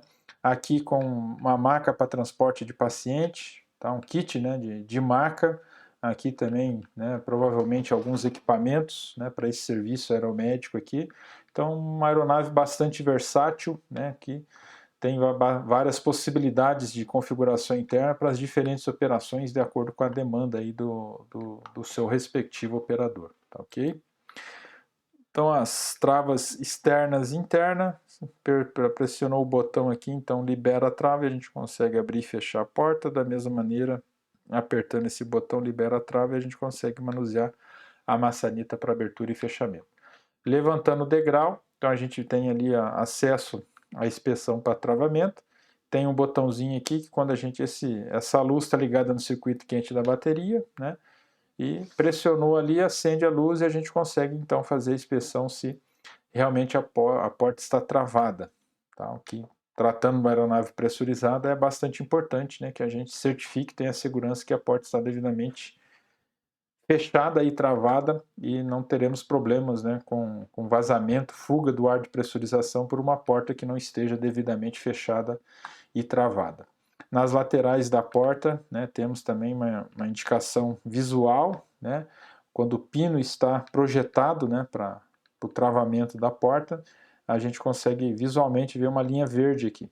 Tá? E quando o pino está retraído, aí a gente tem na maioria dos casos é uma linha vermelha aparecendo ou preta, tá? Mas na maioria dos casos é vermelha. Então, quando a porta está fechada e travada, quando a gente bate o olho nessas janelinhas aqui, tem que estar vendo uma linha verde. Se não estiver vendo a linha verde, alguma coisa de errado aconteceu com a lingueta de travamento daquela posição ali. Então, abrindo pelo lado de fora, pressiona o botão, gira a maçaneta e a porta está aberta, né? A gente deixa a porta descer, então é recomendado, né, que a gente vá segurando, ajuda, né, se possível ali a gente ajuda o atuador, amortecedor, melhor dizendo, hidráulico, né, para que a porta não desça de uma vez, como eu já disse, né, se a porta descer bruscamente, obviamente vai trazer danos ali no ponto de fixação dessa porta. A gente pode ver que tem uma dobradiça, né, que permite essa articulação, essa abertura da porta, então, para baixo. Fechou? Então, assegurar que a fita verde do trinco fique alinhada com o ponteiro preto na porta de inspeção visual.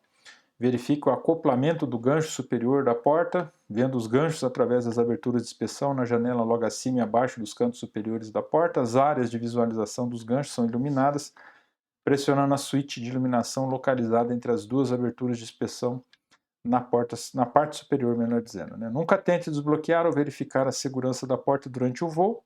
A verificação só pode ser realizada quando a aeronave estiver em um solo despressurizado. Então, com a aeronave pressurizada, de maneira alguma a gente vai tentar abrir e travar.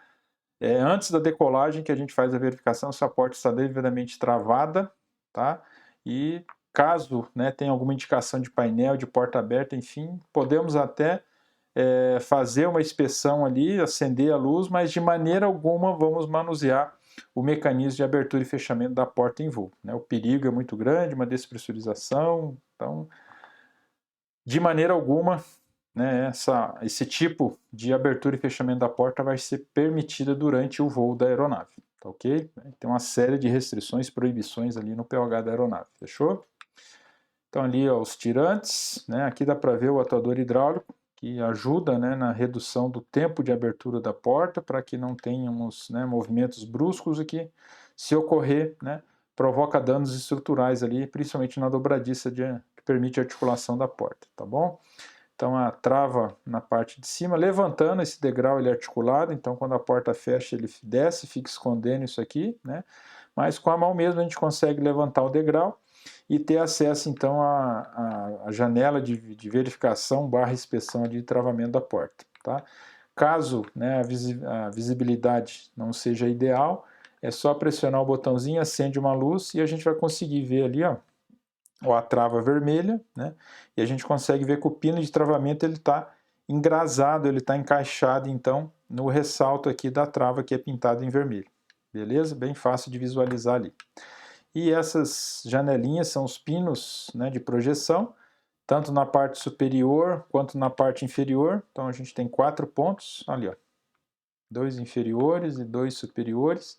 Quando a porta está fechada, né, as linguetas elas são projetadas e a projeção das linguetas vai ficar aparecendo uma linha verde aqui, indicando que a porta está devidamente travada. Cada uma das linguetas, cada uma das travas está devidamente posicionada, devidamente encaixada ali, exercendo sua função de travamento e de fechamento da porta. Fechou?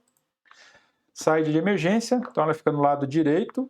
Normalmente, como eu já disse, não é regra, a gente vai encontrar a aeronave que ela está do lado esquerdo, inclusive a aeronave que tem a saída de emergência dos dois lados, de acordo com a demanda do operador, tá? Na extremidade frontal do compartimento de passageiros, de dentro a escotilha liberada por um punho suspenso, sinalizado, né, com o pull, né, para a saída, push para a saída. Do lado de fora a escotilha também pode ser liberada, o manuseia por meio de uma alça que fica embutida, tem que ser retirada.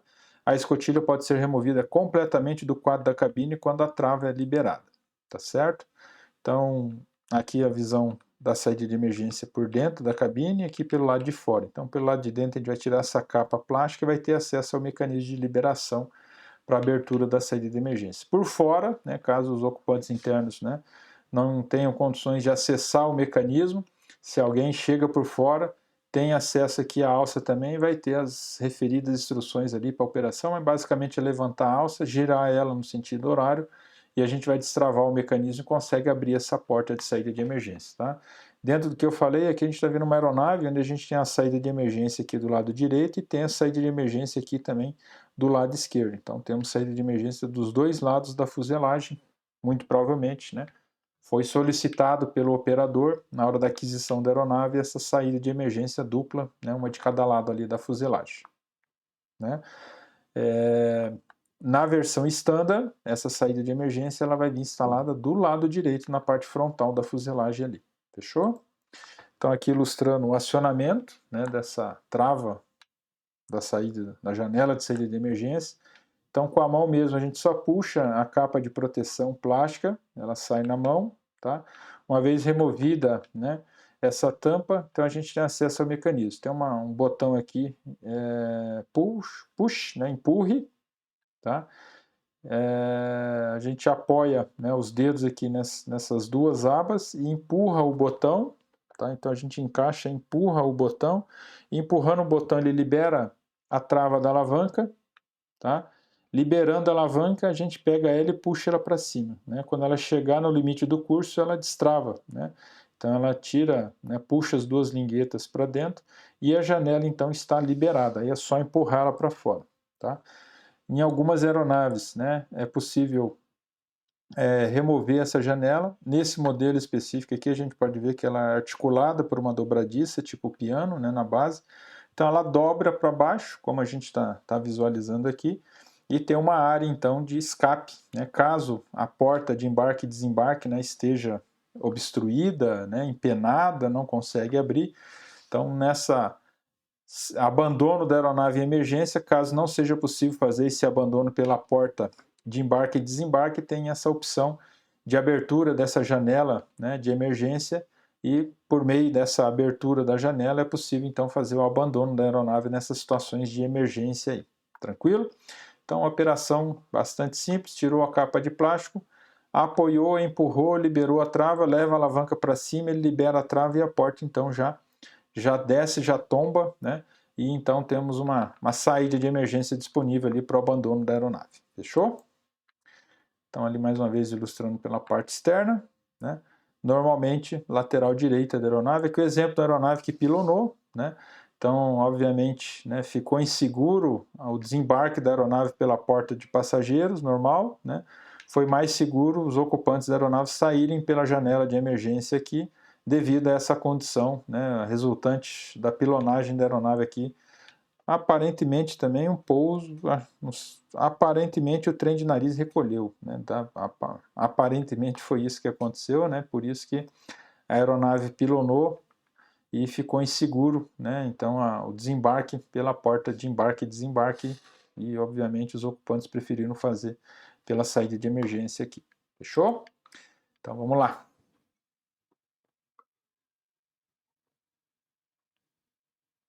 Aqui só um adendozinho, né? Então para a série 350 tem também nas aeronaves B, na 200, tá? Uma porta de carga que é um opcional também, tá?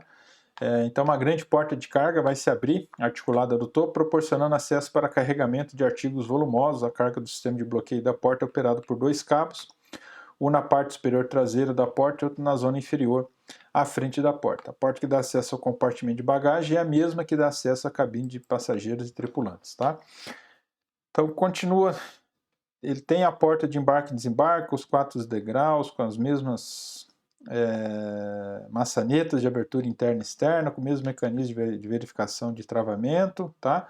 E quando operando com passageiro, a porta de embarque e desembarque vai ser aberta e fechada. Porém, quando for necessário embarque ou desembarque, né, de objetos, né, cargas mais volumosas, então para essa versão específica, essa Charlie, né, então vai ter essa porta de cargueira, né, onde hidraulicamente ela se abre, a porta de embarque e desembarque ela permanece fechada, aí é destravado, né, a porta de carga e ela abre, diferente da de passageiros que abre para baixo, essa agora hidraulicamente, a gente vai ter 2 atadores hidráulicos, 2 não, um só, né, um atador hidráulico vai executar então a abertura da porta na vertical para cima, né, permitindo então uma área maior, né, de acesso para essas cargas mais volumosas. Tá? Encontramos no 350, assim como encontramos no 200 também.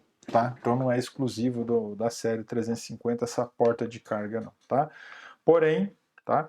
É um modelo específico cargueiro, né, onde a gente encontra essa porta para embarque e desembarque de carga. Se não for uma versão Charlie, não encontraremos essa porta de carga. Tá? Só a porta de embarque e desembarque normal que a gente acabou de visualizar. Fechou? Para as aeronaves que não têm a porta de carga, então a porta de embarque e desembarque de passageiros é que vai ser utilizada então para acomodar bagagens, até mesmo cargas, né? É possível instalação de redes de amarração, né? Para que essas bagagens ou cargas, né, não fiquem soltas, né? Não possam trazer problemas ali durante a operação da aeronave.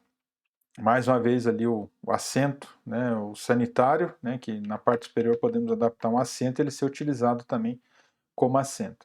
Piso plano, né, o formato quadrado ovalizado, então quem tiver no assento não precisa ficar com a cabeça, né, tem algumas aeronaves que são mais arredondadas, né, e o passageiro tem que acompanhar o formato arredondado, né, e acaba desembarcando já com uma tosticola, então o King Air, os ocupantes ali não tem esse problema, né, devido a essa característica de construção, formato, né, de construção da fuselagem ali.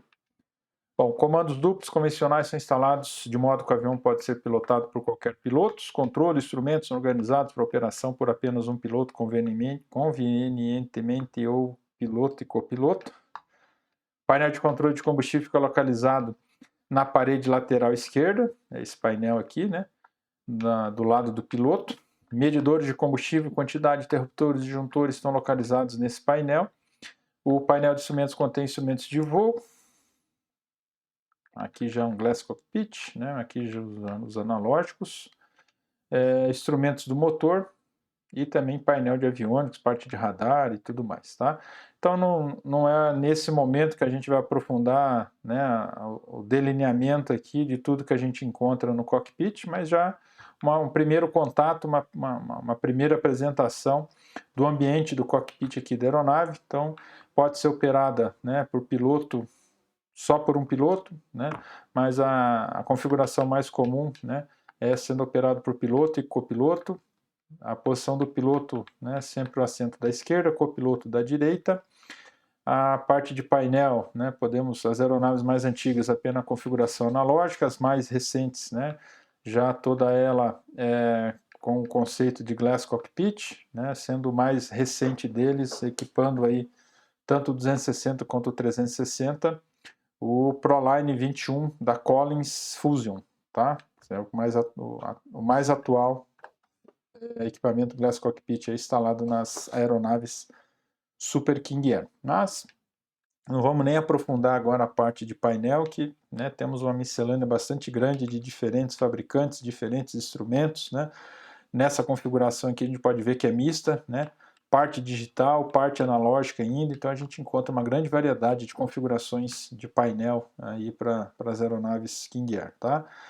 Instrumentação de motor, aqui nesse caso analógica, né, todas concentradas nessa fileira, mais voltado para o lado do piloto aqui. Subpainéis de controle, o de combustível, né, característica sempre na lateral esquerda aqui, alcance do piloto.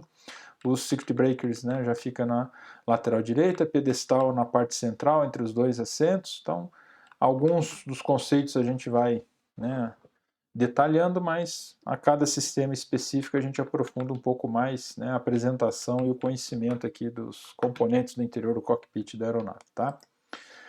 Então aqui um painel todo analógico, já uma versão mais padrão, né, um sistema de radar meteorológico aqui um pouquinho mais antigo, parte de rádios, né, navegação, instrumentação, motor, subpainel de controle de piloto, copiloto, console central, painel overhead, né, de controle de iluminação, basicamente, elétrico da aeronave, combustível, e os circuit breakers na lateral direita. Tá? Então, diferentes gerações de aeronaves, né, desde a década de 60 até atualmente, então, obviamente, algumas pequenas modificações vão ocorrendo, mas basicamente o de combustível permanece o mesmo. Né? Não vemos modificação, mesmo conceito, desde as primeiras aeronaves. Né? A quantidade de sistemas elétricos e eletrônicos vai crescendo, aí a quantidade de circuit breakers vai aumentando à medida que esses sistemas, né, os componentes elétricos e eletrônicos vão aumentando, a segurança, o controle também vai aumentando, tá certo? Então o console central, né, um primeiro contato aqui. Então, voltado ao subpainel de centro, está o mecanismo de controle dos quadrantes de pedestal, controle de motor, cabos de controle de profundor, leme, botões de aileron e impressos dos controles de pressurização são montados sobre esse pedestal. Sistema diretor de voo, piloto automático, geralmente são instalados no pedestal também, mas é mais na parte inferior aqui. Então, nesse pedestal central, o que a gente encontra? Tá? Ele até traz uma numeração, uma legenda, né? Então, o primeiro instrumento aqui é o indicador de posição de flap, depois a gente vem aqui com o indicador de razão e subida, né, do sistema de pressurização da aeronave. Também associado com o sistema de pressurização da aeronave, tem aqui o indicador de diferencial de pressão da cabine. Tá? Então, 2 e 3 aqui do sistema de pressurização, a gente vai voltar a falar sobre eles quando a gente for falar lá do sistema de pressurização. O primeiro aqui é a posição de flap, tá ok? Aí depois a gente vem aqui para as manetes de potência, motor esquerdo e motor direito, respectivamente. Manetes de hélice, motor esquerdo e motor direito, respectivamente. Manete de condição, motor esquerdo, motor direito, tá? Então, potência, né, hélice e combustível, corte, idle e high idle, né? E saindo das manetes, aí a gente vai para os compensadores das cadeias de comandos primárias. O primeiro aqui é o desculpa, é o compensador do profundor e o seu respectivo indicador aqui na lateral. Depois a gente vem aqui para o compensador do aileron. Desculpa. E compensador do profundor, compensador do aileron e aqui o compensador do leme, né? Cada um com seu respectivo indicador de posição, tá? E fica faltando aqui apenas o atuador do flap, né? Então, à medida em que o flap é comandado, ele tem um range ali, tem, né, um trilho ali para comando.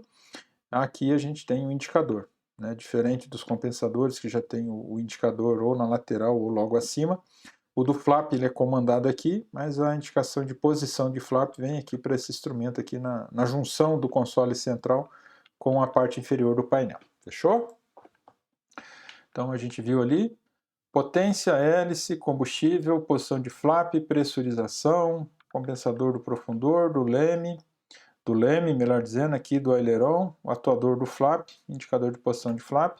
Aí sim, painel de pressurização, aí vai vir parte de PA, né, mais alguns FMS, né, mais alguns controles, aqui a alavanca, né, de atuação manual, de extensão de trem de pouso, vamos falar sobre ela também quando estivermos falando lá do sistema de trem de pouso. Então são os primeiros contatos, a familiarização inicial, né, mas à medida que a gente for avançando, né, nos diferentes sistemas da aeronave, a gente vai aprofundando também o conhecimento e também a operação dos diversos controles, atuadores, né, todos os controles que a gente tem ali no cockpit. Fechou? Logo abaixo do painel de instrumentos estão os subpainéis, né, tanto do piloto, que fica aqui do lado esquerdo. Então, quando a gente fala de subpainel, a gente está falando desses subpainéis aqui, ó. Então, aqui já uma aeronave com o conceito Glass Cockpit, obviamente, né? E abaixo, né, do painel principal, aí vem o subpainel de controle. Aí tem um subpainel aqui do lado do piloto e aqui o subpainel do lado do copiloto, né? Controle de trem de pouso, né, diversos sistemas da aeronave, parte elétrica, né, a maioria dos sistemas são controlados aqui pelo lado do piloto. Já do lado do copiloto aqui é basicamente o controle ambiental, environmental, né, ar-conde, ventilação, aquecimento, então esses controles ficam aqui do lado do copiloto, mas obviamente a gente vai abordar com mais detalhes isso aí mais à frente também, tá? Então, o sistema de controles, interruptores do motor, interruptor mestre, né, o Master Caution fica aqui do lado esquerdo, né? Controle de trem de pouso, quase que centralizado aqui, estão localizados nesses subpainéis. Na zona superior, entre o piloto e o copiloto, fica o painel de controle de iluminação. Esse não apareceu aqui na representação, que ele é overhead, né? Então ele vai estar aqui no teto mesmo, na parte central aqui do cockpit da aeronave. Então aqui subpainel do lado do piloto, controle de trem de pouso, luzes, ice protection, né? Mais parte de iluminação. Do outro lado aqui do manche do piloto, né? Aí vem ali a parte de controle elétrico, bateria, né, gerador, então todos esses controles ali. Mais um controle de antigelo ali, auto fitter, né, os controles de hélice, então todos eles disponíveis ali no subpainel do lado do piloto. Do lado do copiloto, né, a gente já tem ali luz de cabine e environmental, né, a parte de controle ambiental para ar-conde, né, a ventilação e também aquecimento de cabine. Tranquilo? Vamos lá. Na lateral direita, aí temos o painel de circuit breaks. Lá na parte, no capítulo, né, de sistema elétrico, a gente vai aprofundar um pouco mais, né? A gente vai falar sobre os circuit breaks aqui de proteção dos sistemas elétricos da aeronave também. Controle de superfície de comando, então os Super Kings estão equipados com ailerons convencionais no bordo de fuga das asas, um estabilizador horizontal na empenagem, né, onde são montados os elevators. Na parte traseira do estabilizador vertical é montado o leme, né, então o estabilizador horizontal, os elevators, né, os profundores aqui, e na extremidade do estabilizador vertical a gente vai ter o leme de direção. Na ponta de asa teremos os ailerons e entre o aileron e a raiz da asa ali, a gente vai ter os flaps, não um comando primário, mas um hipersustentador aí, mas a gente vai falar sobre comandos de voo mais à frente também, né? Bom, as superfícies de controle são operadas via cabos de aço, né, do tipo convencional, duplos no convés de voo. Toda vez que o avião está estacionado durante a noite ou em condições de vento, o pino de leme e trava de controle devem ser instalados para evitar danos às superfícies de controle e às dobradiças ou aos próprios controles de voo. Então, se a aeronave vai ficar parada por um tempo, um intervalo maior, né, por segurança a gente vai ali e instala as travas, né. Para pernoitar, obrigatoriamente a gente vai ter que instalar as travas, né, para evitar que as superfícies fiquem soltas, né, e batendo ali ao sabor do vento, né, o que pode trazer danos ali para os componentes da cadeia primária de acionamento. Então essas são as travas, né, dos comandos primários. Então a gente pinou o manche já travou os elevators e também travou os ailerons, né. As manetes também ficam travadas numa posição E aqui no piso a gente trava o leme. Então os comandos primários e as manetes todos travados, né, por meio da instalação dessa trava, 2 pinos e a trava de manetes ali, item obrigatório para pernoite. E quando a aeronave vai permanecer por um intervalo maior ali, né, em solo, o mais seguro é instalar essas travas também no cockpit ali. Amarrações: quando o avião estiver estacionado ao relento ou durante ventos fortes, ele deve ser amarrado seguramente com coberturas de proteção externa. Coloque os calços dianteiro e traseiro nas rodas do trem de pouso principal, né, além de calços, né, os diversos bloqueios também, né. Em condições severas, o freio de estacionamento também vai ter que ser acionado, usando os pontos de amarração da aeronave. Amarre a aeronave com correntes ou cordas, instale as travas de superfície de controle e assegure que os flaps estão colocados na posição recolhida, né. Prenda as hélices com as proteções apropriadas. Então tem proteção para para-brisa também, né? Aqui os bloqueios da admissão de motor, tem bloqueio também para saída de escapamento, hélice, né? Tem esse que é preso no escapamento, tem outro que é preso no ganchinho, então tem tubo pitô, né? Então tem vários bloqueios, né, nos kits da aeronave, dependendo, né, dos ventos esperados, né, bloquear não só de nariz, mas também bloquear, né, travar, calçar as rodas principais, amarrar a aeronave, né, seja com corda, seja com fitas de amarração, seja com correntes, né, sempre observando os cuidados, os pontos específicos, né, devidamente indicados lá no PLH da aeronave. O ideal é sempre que a aeronave fique angarada, né, e quando isso não for possível, aí a gente tomar essas medidas, né, de acordo com a necessidade, né, climática que vai envolver a ocasião aí, tá bom? Então, amarração, né, tem pontos, argolas para amarração no intradorso das asas, lado esquerdo e lado direito, e também na parte traseira, né, do cone de cauda da aeronave, tem também um ponto, né, que serve ali para ancoragem para amarração, seja corda, seja fita, seja corrente. O operador é que vai julgar qual o meio, né, mais seguro, né, de acordo com a condição climática que a aeronave, é esperado que a aeronave encontre durante aquele tempo que ela vai ficar fora de hangar. Tranquilo? Então, bloqueio de hélice tem esse modelo, né, que ao mesmo tempo que bloqueia o escapamento, né, já serve como trava para a hélice, está preso nos 2 escapamentos, então vai evitar que o conjunto de hélice aqui fique girando, né, sem acionamento, obviamente, né, sem lubrificação, que pode provocar problemas, danos mecânicos ali ao conjunto, tá certo? Táxi, então raio de curva de solo são acreditados ao uso da ação parcial do freio, força diferencial, a curva total da roda do nariz em direção ao giro. Quando estiver taxiando, dando partida nos motores ou aquecendo os motores, né, existe uma área diretamente ao redor e atrás dos motores onde o fluxo de vento das hélices pode ser perigoso para pessoas, objetos ou aeronaves estacionadas. Vamos para a ilustração, vamos entender isso aí, tá? Então, acionando o freio diferencial, né, a gente reduz bastante o raio de curva, né, da aeronave. Então, girando a aeronave aqui, né, para um sentido horário aqui, então o piloto pressiona o freio, né, da roda direita, então ele para a roda direita, a aeronave gira em torno do eixo dessa roda que está freada, né, isso reduz bastante o raio de curvatura. Outro detalhe, né, de segurança da operação, né, quando ele está num pátio apertado como muita aeronave ou, né, tem alguns obstáculos, se a ponta da asa passou, ele não precisa, né, ter dúvida que a cauda vai passar, independente se seja um 200, um 300 ou um 350, tá? Se a ponta de asa passou, nesse tipo de manobra onde uma das rodas está freada e a outra está livre, a cauda também vai passar, tá? O raio da cauda é menor do que o raio da ponta, tá? Aproximadamente um pouco mais de 1 metro de diferença, né, de raio de curva entre os dois, tá? Se a ponta de asa passa, a cauda também vai passar. Então, com o motor acionado, né, quando o motor está em regime de idle, né, então essas áreas aqui têm que ser evitadas, né, por quem estiver envolvido com a operação da aeronave. Então, essa área aqui à frente do motor e essa área atrás do motor, em razão dos gases de escapamento.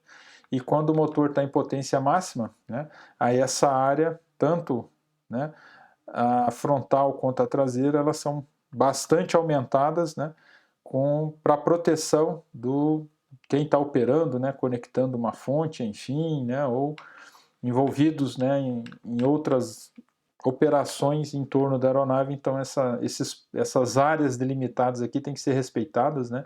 Então os operadores não podem se aproximar dessas áreas aqui quando o motor está acionado, exceto, né, para conexão e desconexão da tomada de fonte externa, que fica aqui na lateral externa da nacelle do motor. Então não tem como evitar essa área. Por exemplo, depois dos motores acionados, né, alguém vai ter que vir desconectar a fonte externa. Então, por alguns instantes, né, alguém vai invadir essas áreas, desconecta, até muito, né, um detalhe crítico de operação dos King Air, né, justamente esse detalhe da desconexão da fonte, que a tomada fica aqui na lateral externa da nacelle e fica muito próximo aqui da área quente do motor, né, do escapamento, também das hélices que vão estar em movimento. Então, quem vai fazer essa desconexão da fonte externa aqui tem que ter uma consciência situacional muito grande ali para evitar acidentes, né, não se envolver em acidentes bastante sérios ali, né, se chocar com hélice ou, né, com os gados de escapamento. Então ele tem que vir se afastando, né, da área das hélices, né, e abaixado ali para não receber também o fluxo de gás de escapamento, que na saída do escapamento estão acima de 500 graus Celsius ali, tá? Então um detalhe bastante crítico da operação do King Air é justamente o momento de desconexão da tomada da fonte externa, tá bom?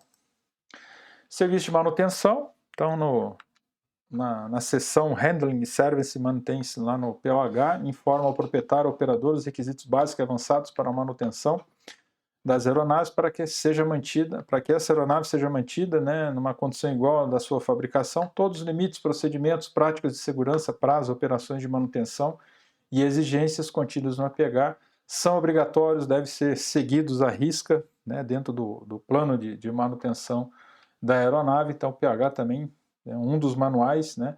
Para o piloto é a Bíblia do piloto, né? Mas mesmo a manutenção, que tem o manual de manutenção, que é a nossa Bíblia, o PH também é utilizado como adendo ali.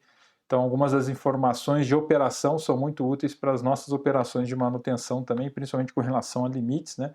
Nos ajudam em alguns casos, né, a interpretar panes ou até mesmo entender o problema que pode estar acontecendo e a gente tem que fazer a correção, tá?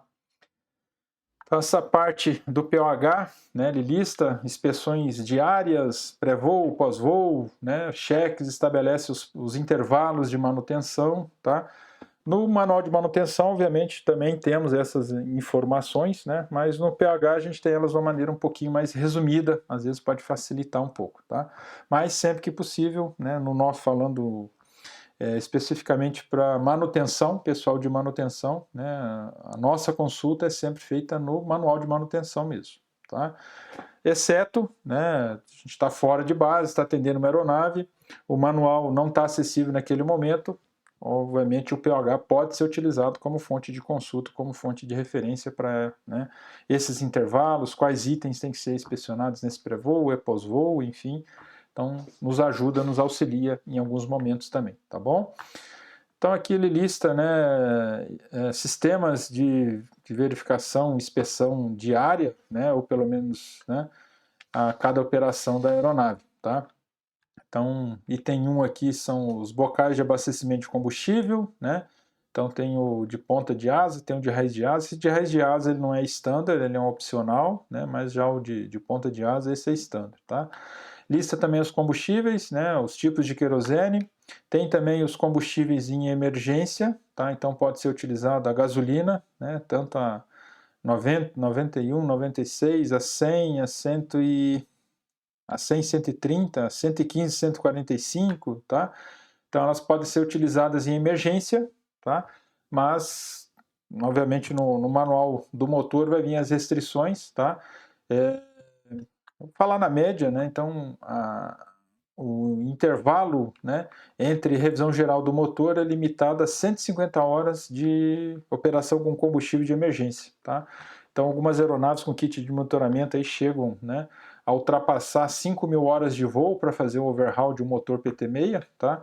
Se for operado com combustível alternativo, um combustível de emergência, esse intervalo de overhaul ele vai sendo limitado a 150 horas. Vamos uma hipótese, uma aeronave que opera, né, em locais onde constantemente ela tem que estar utilizando esse combustível alternativo, cada vez que é utilizado tem que ser registrado, tá?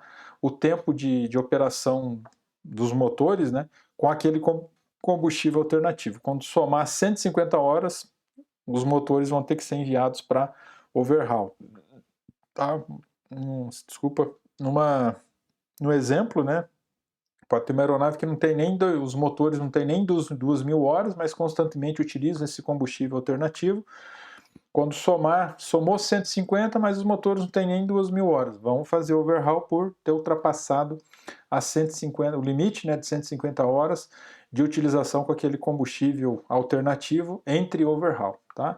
E não é só utilizou, depois eu completo querosene e acabou, tá? Enquanto tiver resíduo daquele combustível alternativo, é computado esse tempo de operação. Então, assim que chega no local de apoio, né, onde pode abastecer a aeronave com querosene, a gente vai ter que fazer a descontaminação do sistema de combustível, né, o que vai envolver uma série de atividades de manutenção, que leva tempo e custa também, né, para fazer essa descontaminação, para depois parar de computar, né, a operação com esse combustível alternativo e voltar a contar a hora normal de motor, né, ele sendo operado com seu combustível previsto, tá? Então, só em situações específicas, né, de extrema necessidade é que os operadores vão utilizar esse combustível alternativo. Pode até ser utilizado, mas tem que ser controlado o tempo de utilização e pode comprometer o tempo de overhaul, não o tempo, né, mas a hora em que vai ser feito o overhaul dos motores, tá? Por estarem utilizando esse combustível alternativo. Então, só usar em condições de extrema necessidade mesmo, tá? Depois ele traz ali o reservatório do fluido hidráulico, 1000H5606, ele fica dentro do bagageiro ali, acessível pela uma porta, né, no nariz da aeronave, então a gente encontra lá o reservatório do fluido hidráulico, sistema de freio da aeronave. Aí o item 3, a bateria instalada no alojamento ali, no compartimento, melhor dizendo, né, entre a fuselagem e a nacelle do motor do lado direito ali, né, no extradorso da asa, então a gente tem acesso ali ao compartimento onde está instalada a bateria, né, 24 volts, 34 amperes, depois o sistema elétrico a gente vai voltar a falar sobre ela. No 4 ali ele fala do extintor de incêndio, né, o portátil no interior da cabine, é um Alon, né, tem do 1211, tem o 1301 também, pode ser utilizado. O 5, acho que é o cilindro de oxigênio, instalado lá atrás da parede de pressurização traseira, lá no compartimento traseiro do cone de cauda. 22 pés, 49 pés e 62 pés, são os 3 tamanhos de cilindros que a gente pode encontrar. O 6 aqui é os extintores do motor, teremos um capítulo sobre isso também. Pneus, né, então tem medidas diferentes entre os pneus principais e o de nariz, as respectivas pressões de abastecimento, as rodas, das rodas de nariz de 55 a 60 PSI. O principal tem 2 medidas de pneu, mas se eu não me engano fica ali também até 60, até uma faixa não muito, 88 a 92 PSI, né, se for com carga até 92 PSI, sem carga, né, até 87 PSI. Então, basicamente, esses os valores ali. Verificação de nível de óleo no motor, então abrindo, né, a capota ali do motor, então a gente tem acesso à vareta medidora, é item de pré-voo ali, então a gente verifica o nível de óleo do motor. Quando estiver na aula de motor, a gente vai especificar um pouco mais, detalhar um pouco mais isso aí também. O receptáculo ali para conexão com a tomada de fonte externa, 28 volts, como eu já disse, fica na lateral externa da nacelle do motor direito, né, uma área bastante crítica, principalmente quando os motores estão acionados, né. E o último item, 10, né, é o reservatório ali de fluido hidráulico no sistema de trem de pouso. É o mesmo fluido que é utilizado para o freio e também é utilizado para o sistema hidráulico de atuação de trem de pouso ali. Então são algumas inspeções, verificações de pré-voo, basicamente aqui, ilustrados aqui na aeronave. Então tudo aquilo que eu disse vai estar escrito aqui, né, bocal de abastecimento, tem o de ponta de asa, o de raiz de asa, os combustíveis, né, os alternativos, fluido hidráulico de freio, bateria, lá na asa direita, extintor de incêndio no interior de cabine, reservatório de oxigênio lá no cone de cauda, o tamanho dos cilindros, extintor de incêndio no motor esquerdo e direito, 450 PSI, os pneus, né, os valores de pressão, reservatório de óleo do motor, tanto esquerdo quanto direito, aí os óleos, compatibilidade e tudo mais, tem um boletim PW, né, o 1001, receptáculo para fonte externa, lá do lado externo da nacelle do motor direito, reservatório de fluido hidráulico do sistema de trem de pouso na raiz da asa esquerda. É o mesmo fluido que é utilizado no sistema de trem de pouso, é utilizado também para o freio, né, o 1000H5606. Pré-voo, então o processo de inspeção pré-voo foi dividido em 5 áreas, como a gente vê na figura. A inspeção começa lá no interior de cabine, né, parte elétrica, libera, né, freio, manetes, né, toda aquela verificação, nível, quantidade de combustível e tudo mais. Então começa lá na cabine de voo, prossegue pela parte esquerda do avião, né, inspecionando aqui primeiro a asa esquerda, bordo de fuga, aileron, flap, winglet, né, faróis, né, vem para a área de motor. Aí vem para a área de nariz, trem de pouso, né, de nariz, pitot, depois nacelle do motor direito, bordo de ataque da asa direita, né, bordo de fuga da asa direita, né, a parte da lateral direita da aeronave, aí vem para a empenagem e finaliza na lateral esquerda da fuselagem, na porta de embarque e desembarque, por onde iniciou, né, assim que saiu da cabine, inicia a parte externa pela porta e finaliza novamente na porta ali, essa inspeção visual de pré-voo, né? Mais específico para a operação, para piloto, né? Mas importante a gente listar aqui também para saber o sequenciamento, né?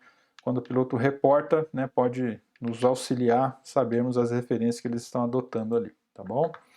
Diferença entre os modelos de aeronaves Super King Air, né, começa aqui, até na ilustração pega lá um C90, né, um 200 e um 350. Então, quando há diferenças entre os aviões em esquemas, desenhos ou textos, essas diferenças são destacadas com marcações, notas ou títulos. Quando as diferenças não são distinguidas, considerar a mesma informação para todos os modelos, né? O King Air 350 evoluiu a partir do 300. As seguintes alterações entre o 300 e o 350 são listadas para dar uma visão geral dessas principais diferenças, né? Então, comparando o 350 com o 300, tá? A cabine foi alongada em 34 polegadas, que dá com um pouco mais de 1 metro ali, 14,4 polegadas para frente da asa e 19,6 atrás da asa. O aumento de comprimento da fuselagem de 43 pés e 10 polegadas, né, passou para 46 pés e 8 polegadas. Luzes de navegação duplas foram instaladas nas pontas de asa. O winglet, né, foi instalado na ponta de asa, que é desenvolvido em parceria com a NASA. A envergadura, né, da aeronave também aumentou em 3 pés e 5 polegadas. Então, no 300 ela tem 54 pés e 6 polegadas, no 350 57 pés e 11 polegadas. A área da asa aumentou cerca de 7 metros quadrados, de 303, né, saltou para 310 metros quadrados. Hastes duplas foram instaladas em todas as guias de acionamento, as linhas de articulação dos perfis de controle e as abas de acabamento são paralelas em relação aos outros. Uma buzina de advertência de excesso de velocidade foi instalada. Ela vai soar quando a velocidade máxima é excedida em mais de 6 nós, ou 0,01 Mach, né? Indicando então esse excesso de velocidade máxima. Para-brisa maior foi instalado então para minimizar a distorção. Os flaps sempre se deslocam para a posição selecionada. As posições entre subida, né, e para baixo não podem ser selecionadas, então ele tem as posições específicas, né, parametrizadas ali para atuação. A temperatura máxima para operações na decolagem em condição de gelo, né, foi aumentada em 10 graus Celsius. Então ampliou a faixa de operação em baixas temperaturas. Então, as principais, né, modificações estruturais e sistemas também de monitoramento e tudo mais aí, comparando as aeronaves da série 300 com a 350, então devidamente listadas aí. Parte finalzinha aqui, então o painel anunciador, o painel múltiplo de alarmes, ele fica ali na parte central do painel parasol, né, na parte superior ali do painel. Então, esse sistema de luz e aviso anunciadores consiste de um painel anunciador centralmente localizado no painel de controle dos pilotos, painel anunciador, interruptor do tipo pressione para testar e uma luz de advertência de falha do sistema. Os anunciadores são do tipo leitura rápida, sempre que ocorrer uma condição comum ou anormal do sistema, é gerado um sinal e uma luz de advertência apropriada vai se iluminar.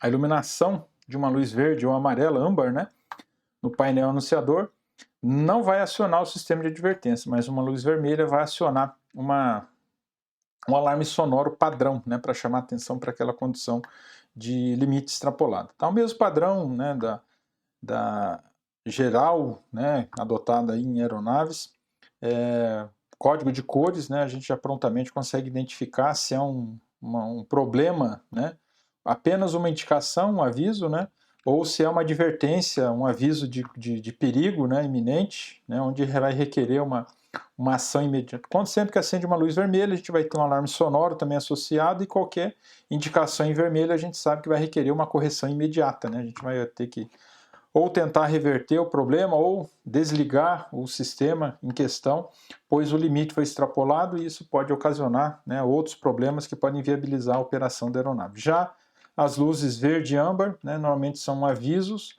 e às vezes só alguma advertência, onde a gente começa a monitorar, enfim, normalmente não vão requerer uma ação imediata, né, do tripulante ali quando acende uma luz verde ou âmbar. Já a vermelha, normalmente, vai requerer uma ação imediata para correção ali, tá certo? Então, diferentes versões, gerações, mais a posição desse painel múltiplo, né, de alarme sempre na posição central superior ali, aí dependendo, né, mais com menos luzes, né, outros com mais fileiras, né, alguns mais altos com luzes menores, outros, né, mais alongados com luzes um pouquinho maiores, mas sempre seguindo, né, a mesma padronização, luzes verdes, âmbar e vermelha, né. Normalmente as luzes vermelhas, né, na parte superior ali, nas intermediárias já entram as âmbares, descem para a inferior e também na inferior a gente encontra as luzes de indicação em vermelho. Então, posição, distribuição, aí só estando familiarizado com a aeronave em questão, para qual modelo de painel, né? E as luzes, à medida que a gente for tratando dos diferentes sistemas, a gente vai falar, né, sobre elas e também quais são os parâmetros, né, quais são as tolerâncias, quais são os valores que vão provocar o acendimento, e no caso das luzes vermelhas também, o que vai provocar, que serão acompanhadas aí com alarmes sonoros, tá ok? Nesse modelo aqui a gente vê as vermelhas em cima e as âmbares e verde vieram para baixo ali, né? Nesse painel também vermelho aqui, as âmbares e verdes, né, nesse painel central. Nesse aqui mais atual, né, a gente tem todas elas no mesmo painel, um pouquinho aumentado, né, mas tanto vermelha, âmbar e verde, todos no painel parasol na parte superior. Tranquilo? Então são as configurações de painel múltiplos de alarmes que a gente vai encontrar nas diferentes modelos aí de aeronaves Super King Air. Tranquilo? Aqui já um Proline 21 Collins Fusion, né, o que tem de mais atual ali nos modelos 260 e 360, né. Nesses, obviamente, muitos das luzes, né, estão incorporadas, né, avisos no sistema Glass Cockpit, incorporados ao sistema Collins, né, mas mesmo assim temos no console central aqui as principais indicações de luzes vermelhas, né. Depois temos lá também os Master Caution, os Warning, né. Toda essa parte a gente vai aprofundar a discussão mais à frente também. Tranquilo? Então a gente chegou no final dessa primeira aula, né? Qualquer dúvida, né, que vocês tenham, fiquem à vontade para assistir o trecho da aula novamente. Se quiser assistir a aula novamente, o link vai ficar disponível, né, por mais alguns dias, tá? Se mesmo assim persistir essa dúvida, podem me acionar no WhatsApp ali, vamos conversando, vamos interagindo. Se alguém que está na ponta da lança aí no dia a dia, né, encontrou algum exemplo que pode ilustrar de uma maneira melhor, né, tudo que a gente foi abordado até aqui. Fiquem à vontade para trazer esse exemplo aí, tudo que for pertinente podem trazer, pode complementar, que tudo isso aí vai enriquecer o nosso treinamento, o nosso curso, tá? E o objetivo, né, é essa troca de conhecimento, essa troca de experiência para que todos, né, melhorem, né, a sua percepção, o seu conhecimento com relação aos sistemas, né, ao funcionamento das aeronaves King Air, tá bom? Vamos fazer um intervalo então, tomar uma água, um café ali, e depois eu já disponibilizo o link para a nossa próxima aula, tá bom? Forte abraço, até a próxima aula.